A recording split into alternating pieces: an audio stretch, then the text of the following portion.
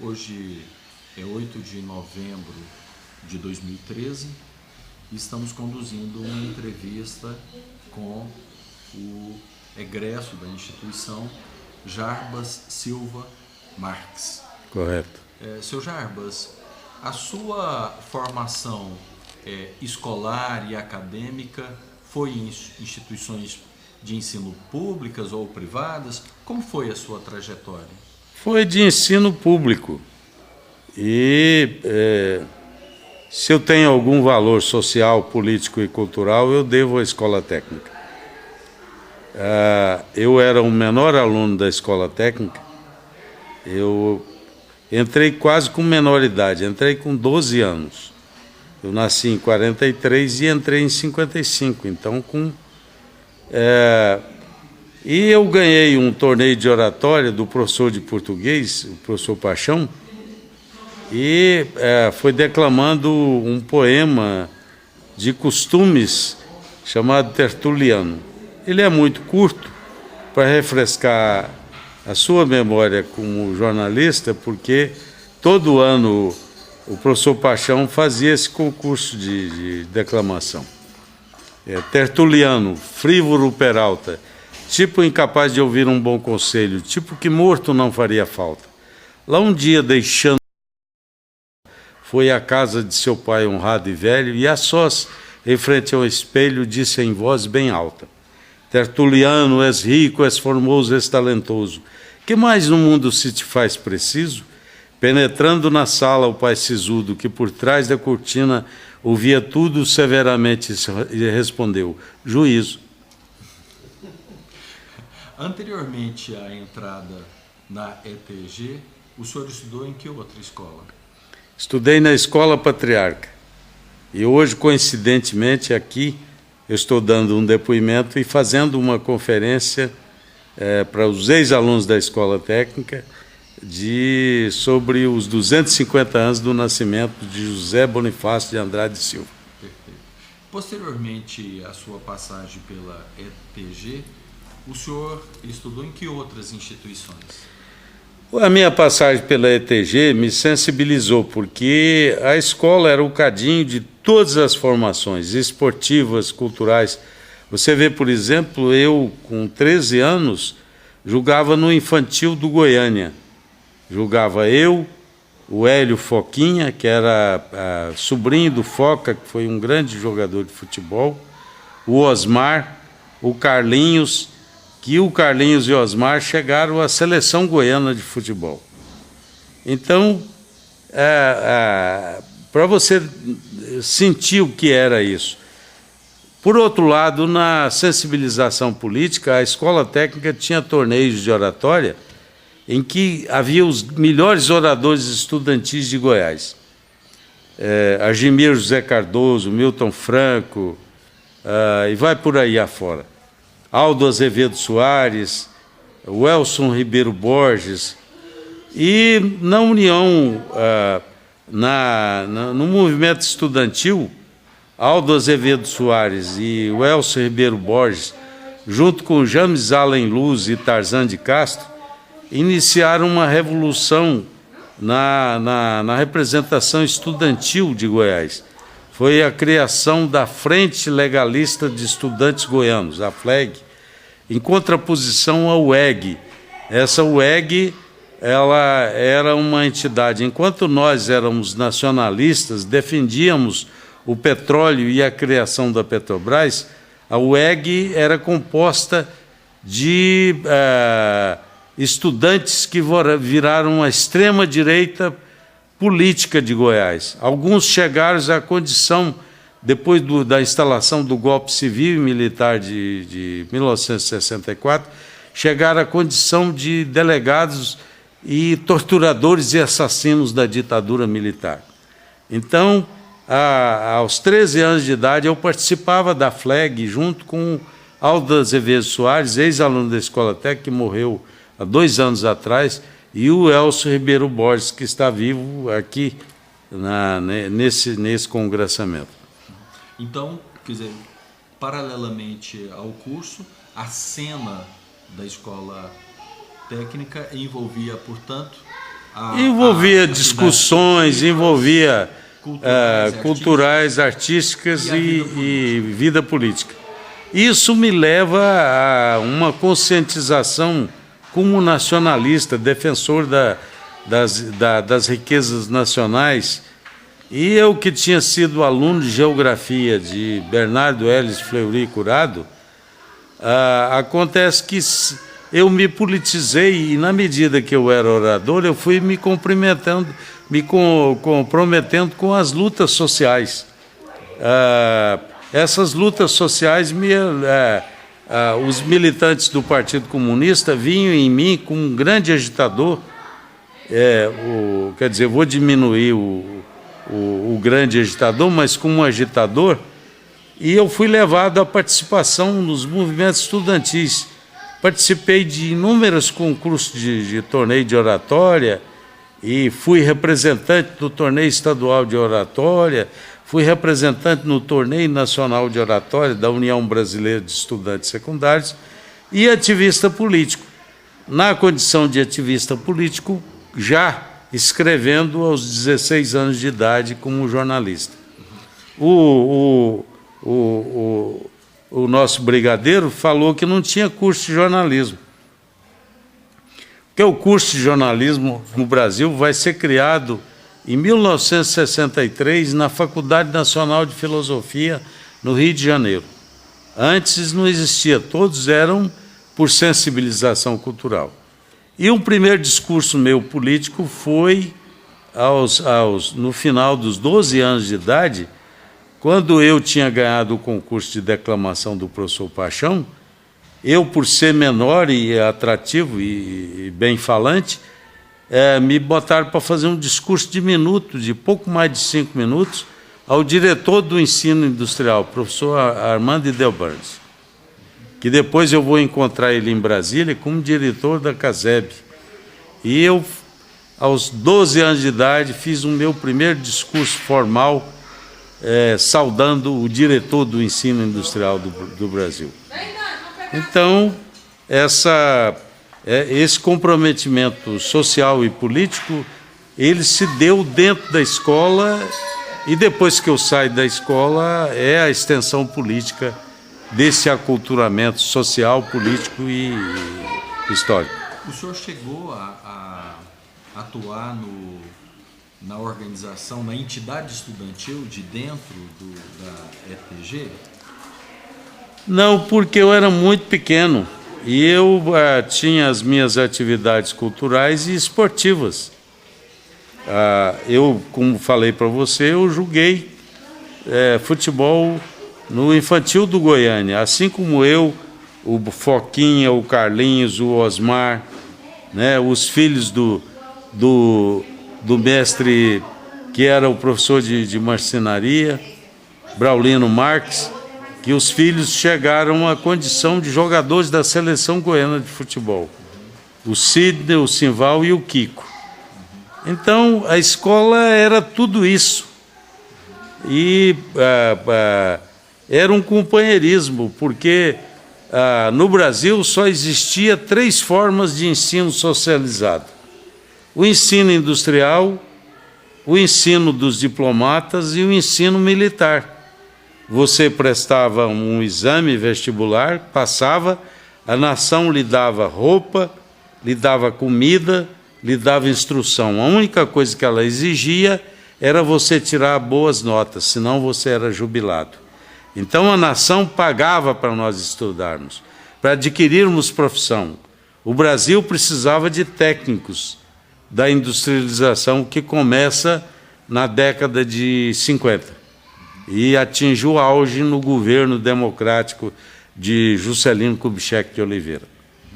Deixa eu perguntar ao senhor, posteriormente o senhor passou por outras instituições de ensino? Eu fui aluno.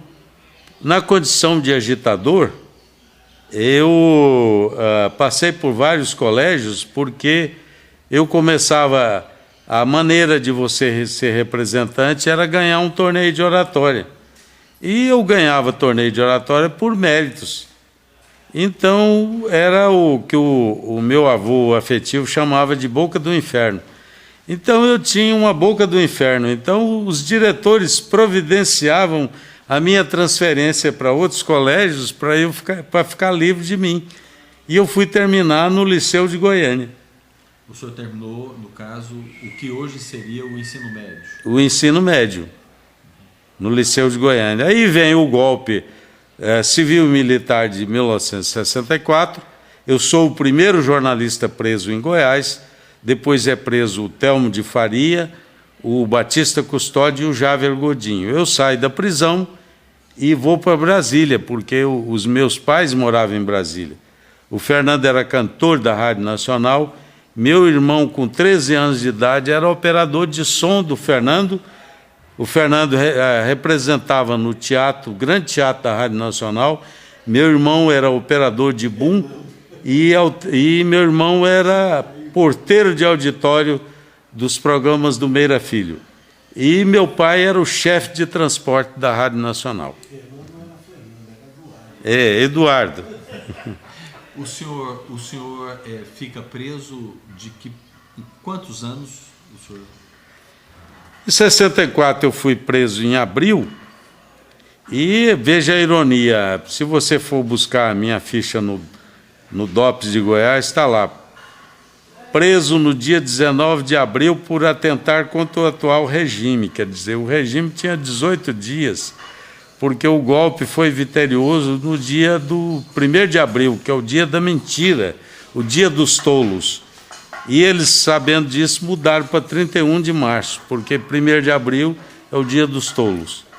Eu saí da prisão e a grande ironia, na época eu era programador musical da Rádio Universitária, que fazia uma experiência no radiojornalismo, que nós copiávamos da Rádio Jornal do Brasil, era 3 módulos musicais, um pequeno noticiário de meia em meia hora. E eu era jornalista do jornal Quarto Poder da imprensa universitária. E quando eu fui preso para sair da Sepaigo, você tinha que pagar as diárias da cadeia, a comida da cadeia. E eu tinha recebido meu salário, eu paguei a minha comida e paguei do presidente do Sindicato dos Trabalhadores da Construção Civil, que não tinha dinheiro. Então, eu fiquei uns 6 meses preso. Depois eu saí, fui para Brasília. Em Brasília, eu prestei 2 concursos. Um concurso para professor de História Administrativa do Brasil e Elementos de Economia, e no Ministério do Trabalho, que eu prestei um concurso que a titulação era encarregado de caixa, aquela febre que começa dos concurseiros. Abre um concurso, você presta, né? E eu virei parecerista do Ministério do Trabalho, até 1967, quando eu sou preso novamente. Depois eu passo preso 10 anos pela ditadura e saio da prisão em 1977. Mas o que levou a... Que tipo de militância o senhor realizou? Era uma militância armada que redundou num julgamento e num cárcere num período tão longo? Sim. O final, porque depois de você ser fichado, vamos ver, o lixeiro é a função mais degradada verbalmente, mas é a coisa mais necessária para a humanidade. Você vê que os lixeiros hoje têm que ser atleta. Ele tem que ter uma formação física que nem um policial tem para passar na academia. Então, você não arrumava um emprego, você depois de fichado, não arrumava um emprego de faxineiro. A ditadura não deixava. Então, e dependendo de 3 IPMs, eu fui para a clandestinidade. E na clandestinidade eu lutei de armas na mão contra a ditadura. O senhor ficaria à vontade para dizer qual foi as organizações de militância? Eu, até 1963, eu fui do Partido Comunista Brasileiro. Depois que eu saio da prisão, se dá o racha político sino-soviética, que o Partido Comunista dizia que a transição era pacífica e os outros, a linha chinesa, dizia que a ditadura só iria ser derrubada pelas armas. Aí, quando eu saio da prisão em Goiás, eu vou para Brasília, e em Brasília a linguagem terminológica da organização política é pleno ampliado. Ou seja, o comitê do Partido Comunista do Distrito Federal me elege secretário de agitação e propaganda do Partido Comunista do Brasil no Distrito Federal. Isso porque eu já era jornalista, isto porque eu era agitador como tribuno, então tinha todas as condições objetivas para ser o secretário de agitação e propaganda. Então, nesse momento, o senhor sai do PCB e vai para o PCdoB. Não é? E depois do PCdoB, há uma queda da direção e os dois únicos membros que não caem porque tinha critério de segurança fui eu e o Mariano da Silva, que depois, em 1972, é morto sob tortura na Casa da Morte, um aparelho de assassinatos e torturas montado pelo Exército Brasileiro em Petrópolis, a Casa da Morte. E eu tenho 4 lesões físicas de tortura. Quando eu saí da prisão, o Batista Custódio e a esposa dele me arrumaram um esquema médico do primeiro médico que tinha um aparelho de ressonância magnética porque me quebraram a cabeça aqui.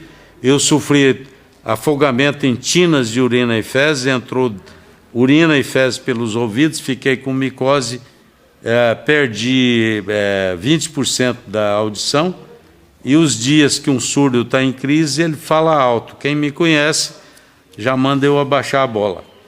E essa perna direita eu não tenho ligamento muscular, me quebraram ela e me arrebentaram os ligamentos na tortura. Eu usei muleta 2 anos e meio na Ilha Grande. Quando eu saí da prisão, meus pais moravam de volta em Goiânia, e os companheiros, eu fiquei em fila do INPS 7 meses para fazer cirurgia da lesão de tortura na perna, e fila de INPS, todo mundo sabe. Aí os companheiros, que tinham sido companheiros meus na militância política e que viraram médicos, arrumaram um esquema que eu tinha sido atropelado. Operaram a minha perna, mas como foi rompimento de ligamento e a tíbia e o perônio consolidaram fora do lugar, eu tive que voltar a Brasília para fazer tratamento no Sara Kubitschek. E fiquei 3 anos no Sara Kubitschek fazendo tratamento para poder andar sem bengala e sem muleta. O senhor fez referência a um nome, Batista Custódio.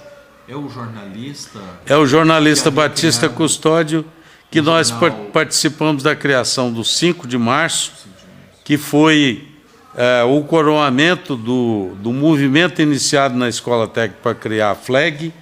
Foi quando a Polícia de Goiás inaugurou as rádio-patrulhas e os bombeiros na repressão política. E esse massacre de 5 de março morreu muita gente, a polícia escondeu os mortos, e foi os líderes disso era Aldo Azevedo Soares, Welson Ribeiro Borges, James Allen Luz e Tarzan de Castro. O senhor o senhor é autodidata ou chegou a concluir uma graduação em nível superior? Eu tenho curso de jornalismo e tenho curso de pedagogia.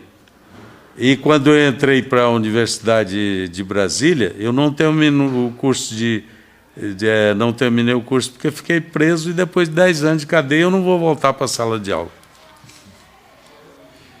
Que avaliação o senhor faz dessa atual realidade política à luz das transformações, do fim da ditadura militar? Que leitura o senhor faz da atual realidade política brasileira? A ditadura militar não terminou, porque a ditadura é civil e militar, e toda a canalha civil que armou as mãos dos militares para sujar de sangue estão aí. O presidente do partido da ditadura foi presidente do Senado e continua senador, José Sarney.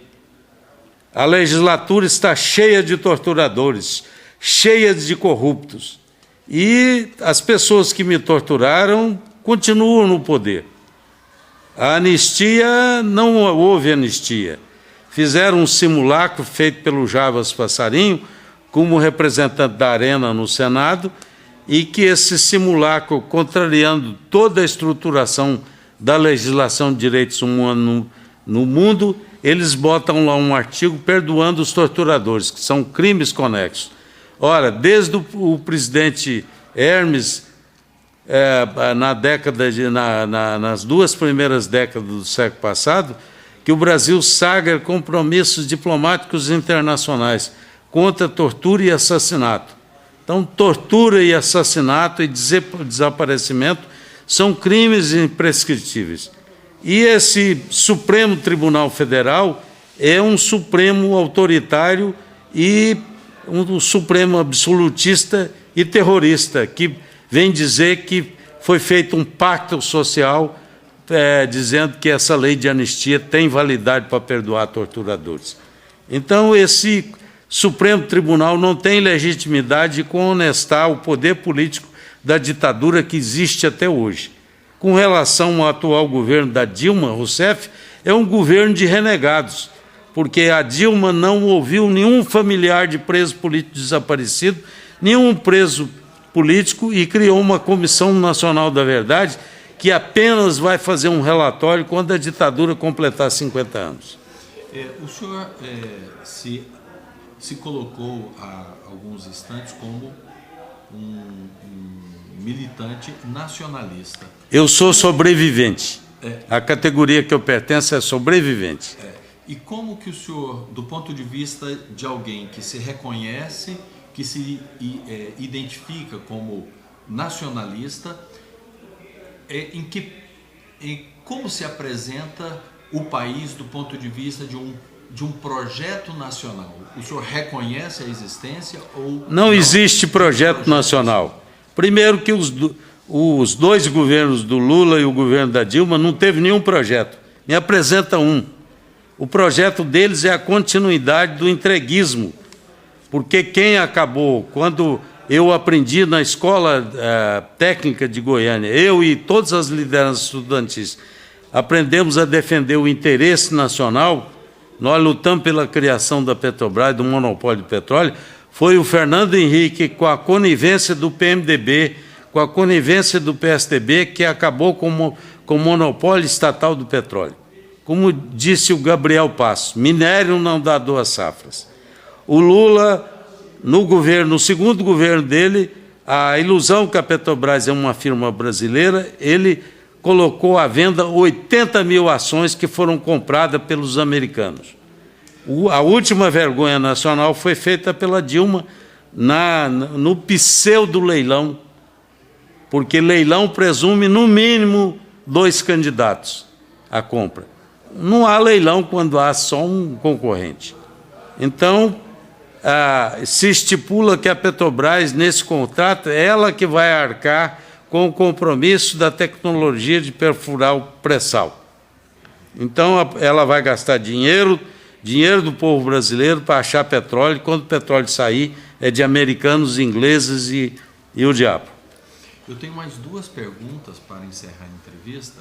A primeira é a seguinte: à luz da vivência que o senhor teve, que o senhor conheceu na antiga ETG, e o senhor salientou que era um ambiente em que se estudava, mas que tinha também atividade esportiva, tinha atividades políticas, atividades culturais.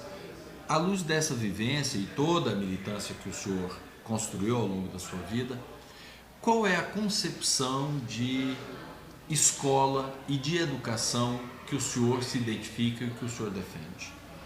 Primeiro que tudo que eu aprendi na escola técnica, a partir de 1964, se destruiu.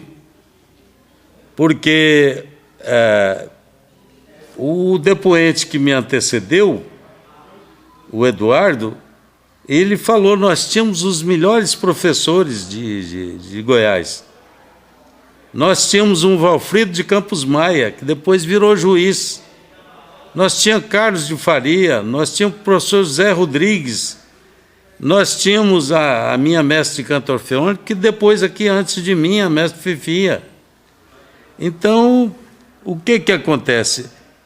Depois de 64, a estrutura do ensino anterior era verbalista.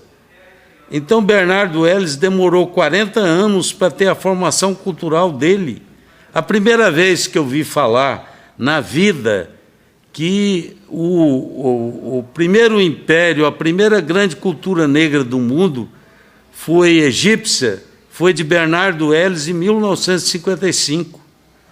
E depois de 64, com a instauração do golpe civil e militar, a ditadura botava dedo duro em tudo quanto é lugar. E aí acabou a estrutura verbalista. O que um professor demorava 40 anos para sedimentar como cultura e transmitir oralmente aos seus alunos, foi aí que se inventou a tal de pesquisa. Se um país que não tem biblioteca pública, o que é a pesquisa passada por um professor? É uma minoria ativa com uma maioria omissa que só no final assina. E depois esse professor finge que corrige isso. Então, eu assisti a beleza do ensino brasileiro na escola técnica e assisti, na condição de professor, o fim do ensino que deu cultura, que deu dignidade, que deu profissão a todos nós, ex-alunos da Escola Técnica de Goiânia. A última pergunta é: o que o traz neste encontro de ETGiano? Uma pessoa que tem uma trajetória intelectualizada, de militância política bastante intensa, o que o traz a um evento em que reúne pessoas que de um passado tão distante do atual período que nos encontramos? O que me traz é a beleza. Porque se você me perguntar o nome de um ETGiano que está aqui, eu não sei. Mas sei o apelido dele. Todos nós tínhamos apelido. O brigadeiro era brigadeiro, eu era o tamborete. Amanhã eu estou prestando homenagem, em nome dos ETGianos, a um colega morto nesse ano, que é o Hélio Chacon Naves, que foi quem me botou o apelido de Tamborete da Lua, que ele era mestre de tocar a corneta da fanfarra da Escola Técnica, que era a melhor fanfarra de Goiás. E amanhã, aos colegas, eu vou dizer: o Hélio saiu da Escola Técnica, foi para Brasília, assim como o Fernando virou o primeiro cantor da Rádio Nacional, ele foi fazer o curso da Escola de Sargentos e se transformou em sargento da Aeronáutica. E no dia 12 de setembro de 1963, há 50 anos atrás, ele participou da rebelião dos sargentos. Foi preso, torturado e caçado. E amanhã eu vou homenageá-lo, saudando a presença de um ETGiano na história política brasileira. Eu sou obrigado a fazer mais uma outra pergunta, se o senhor me permite. Foi não. Nós vivemos um momento em que diversos intelectuais, muitos de esquerda, historiadores, sociólogos, têm salientado que nós vivemos um tempo de um capitalismo globalizado, neoliberal, que tem, inclusive, de certo modo, destruído uma noção de passado e uma noção de memória, imposto nas pessoas, sobretudo na juventude, uma espécie de eterno presente, um presentismo, em que as pessoas agem pura e simplesmente ou basicamente a partir do aqui e do agora, sem uma visão acerca do passado e sem projetar um projeto de futuro, seja de país, seja de sociedade. Eu lhe pergunto: é possível que eventos como este, que de algum modo está lidando com uma matéria chamada memória, de algum modo, estes eventos que lidam com essa matéria memória, esses eventos podem trazer alguma dimensão de contestação, de resistência, de rebelião a este imperialismo do tempo presente, a este verdadeiro imperialismo presentista que vivemos nos dias atuais?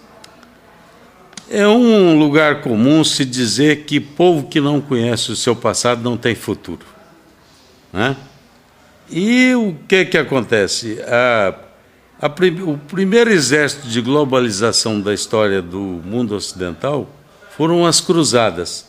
Sob o pretexto de se descobrir o túmulo de Cristo, se fez uma guerra econômica de roubo, de vilania, de tudo quanto é coisa negativa. Quando começou a globalização, o que aconteceu? A crise atual no mundo é produto dessa tal globalização, que foi enfraquecer os Estados nacionais e fortalecer as multinacionais. Hoje elas procuram o lugar onde o operário ganha o menor salário para fazer fábrica. Então, essa globalização é a estratificação da exploração da condição humana. Então, o que acontece? Se nós não voltarmos para conhecer esses valores da sociedade que nós lutamos, e veja bem, a ditadura civil e militar criada, ordenada e preparada pelos Estados Unidos, ela conseguiu os objetivos dela. Logo em seguida veio o problema da estruturação da delação, em que pai delatava filho, filho delatava pai, ninguém tinha segurança pessoal, coletiva ou familiar, e depois veio a estruturação da repressão. Depois veio a forma de controle, que assim como a Inglaterra fez a guerra do ópio na China, os americanos é que viciaram o mundo em drogas sintéticas ou drogas naturais. Depois veio a alienação da música americana, o sexismo, e hoje há um desfibramento. Esse desfibramento traz algumas realidades objetivas. Quantas vezes nós ouvimos presidentes dos Estados Unidos, por mais importância física do Brasil na América Latina e importância econômica e política, quantas vezes a gente ouviu presidentes americanos dizer que a capital do Brasil é Buenos Aires?